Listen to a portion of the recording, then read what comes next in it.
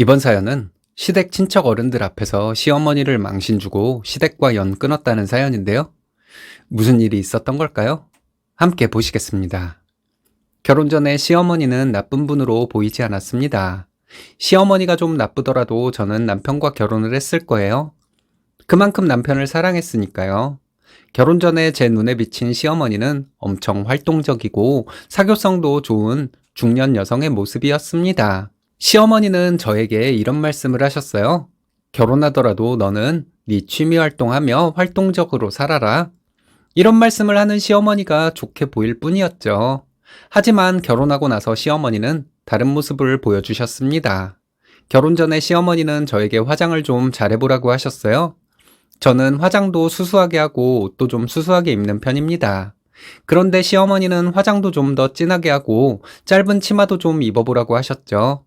사람들 앞에서 튀어 보이는 것도 나쁘지 않다고 하시면서 이런 말씀을 하셨어요. 저는 평생을 조용한 성격으로 살아왔기 때문에 시어머니의 이런 말씀이 좋게 들렸습니다. 그런데 저희가 결혼을 하고 나니 시어머니는 전혀 다른 말씀을 하셨어요. 한여름에 반바지를 입었다고 뭐라 하실 정도였습니다. 한여름에도 시댁에 올 때는 긴 바지나 긴 치마를 입고 와야 한다는 것이었죠. 그때 어머니는 왜 앞뒤가 다르시냐고 곧바로 따지지 못한 것이 지금도 아쉬워요. 시아버지가 장남이라서 남편 친가 어른들이 명절에 시댁으로 모인다는 것을 알고 있었습니다.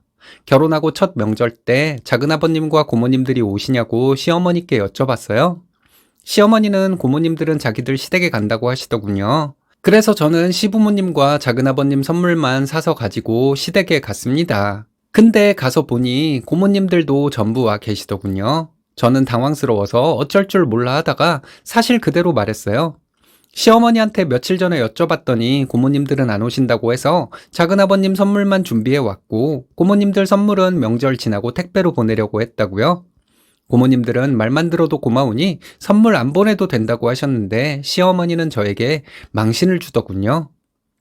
며느리란 애가 예의를 몰라. 고모들이 안 온다고 해도 선물은 준비를 해와야지.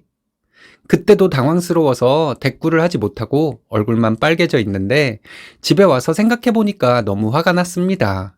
조카 며느리가 명절 선물을 택배로 주문해서 보내드리면 안 되는 건가? 명절 전에는 택배 물량이 많으니 명절 지나고 보내드리면 안 되는 건가? 이런 생각이 드니 짜증나더라고요. 제 생각이 틀렸나요? 제 생각이 틀렸더라도 그렇게 사람들 앞에서 저에게 망신을 주듯이 말을 해야 했을까요? 저희 신혼집에 처음 오셨을 때 시어머니는 이런 말씀을 하셨어요. 집이 얼마나 넓다고 이런 물걸레 청소기까지 샀니? 이런 거 다 낭비야. 저도 직장을 다니는 사람이라서 가끔 하는 청소지만 그게 여간 힘든 게 아니었어요. 바닥은 물걸레 청소기로 닦고 창틀 같은 곳은 손걸레로 닦으려고 했는데 시어머니 눈에는 제가 편하게 청소를 하는 것도 안 좋게 보였나 봐요. 손걸레로 청소를 하면 운동도 되고 얼마나 좋냐는 말씀을 하시는데 좋게 말씀하시는 것도 아니고 한심하다는 듯한 말투였습니다. 시어머니가 이런 식으로 기분 나쁜 소리를 하실 때마다 시어머니에게 그러지 마시라고 한마디씩 했어요. 시어머니는 엄마가 딸 가르치는 것도 잘못이냐?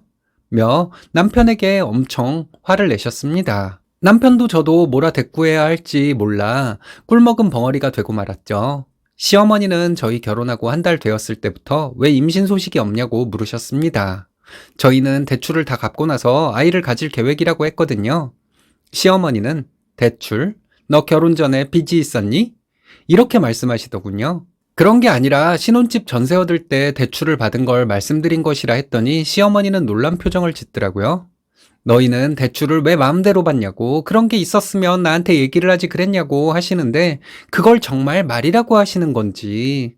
분명 결혼 전에 시어머니는 미안하지만 너희 결혼에 지원을 못 해준다고 하셨고 너희 둘이 알아서 결혼하라고 하셨거든요. 그래서 친정에도 그렇게 말씀드렸습니다.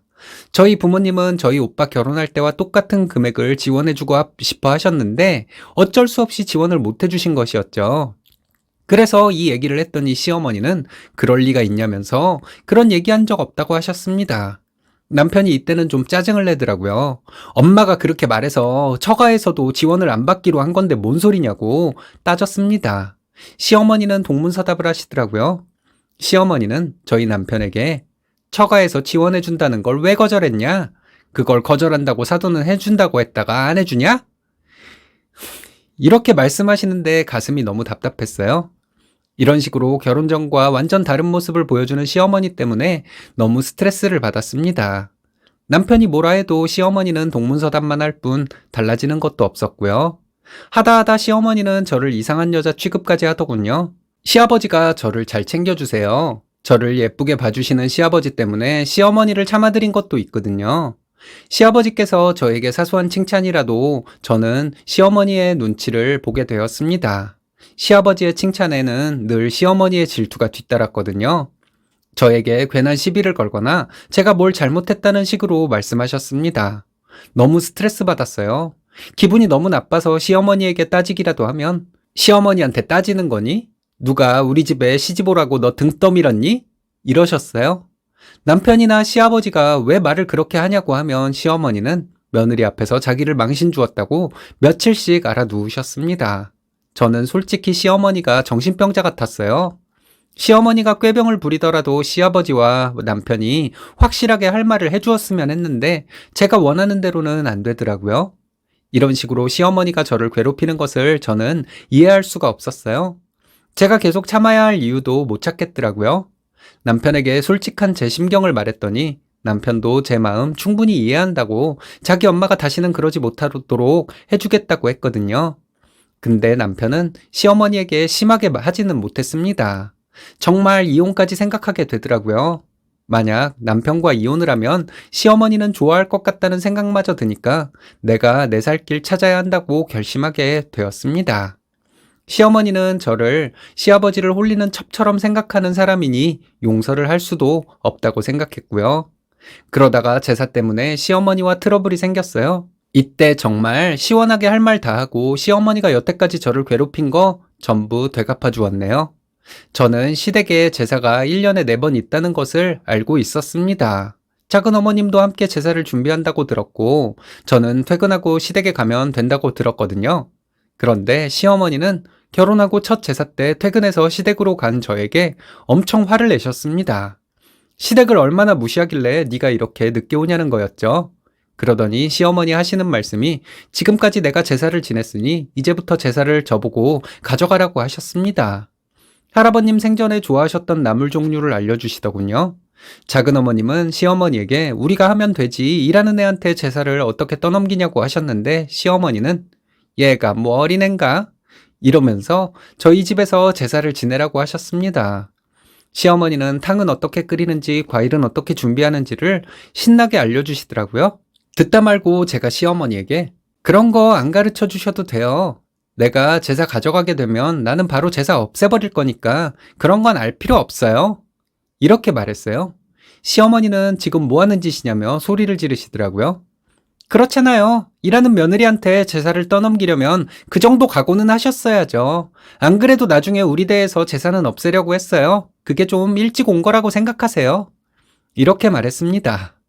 시어머니는 얘가 말하는 것 좀 보라며 소리를 지르셨어요.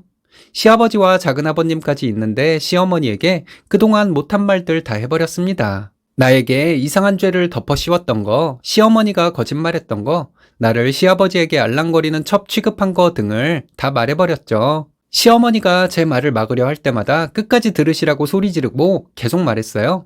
작은아버님과 작은어머님이 진짜로 그런 일이 있었냐며 놀라시더라고요. 시어머니는 제 말을 믿지 말라고 큰 소리로 말씀하셨을 때 저는 이렇게 말했어요. 어머님이 어떤 사람이란 거 작은어머님이 뻔히 아실 텐데 그렇게 말하면 내 말이 거짓말이 될 것 같아요? 이랬더니 시어머니는 말을 잇지 못하고 당황스러워하고만 계셨습니다. 어머님이 나를 하도 괴롭혀서 이혼 생각까지 한 사람인데 내가 뭔들 못할 것 같냐고 말했고 남편에게 집에 가자고 했습니다. 남편은 엄마 때문에 내가 이제 여기도 못 오게 생겼다고 하면서 따라 나서더군요. 시댁에서 나오면서 시어머니에게 이렇게 말했어요. 어머님이 나한테 못되게 군 거 일일이 열거하면서 빌기 전에는 저는 어머님 용서 못해요. 그리고 저희는 집으로 돌아왔습니다. 집에 와서 남편은 자기가 처음부터 시어머니에게 강하게 대처했어야 했는데 그렇게 하지 못한 게 이를 키웠다고 하더군요. 남편도 나름 노력했으니 남편을 원망하고 싶지는 않습니다. 그래서 앞으로는 내 방패막이가 확실하게 되어달라고 했더니 남편은 그렇게 하겠다고 약속을 했습니다. 시어머니는 제가 어디가 미워서 그런 식으로 저에게 못되게 굴었는지 저는 이해가 안 가요. 이제는 이해하고 싶지도 않습니다.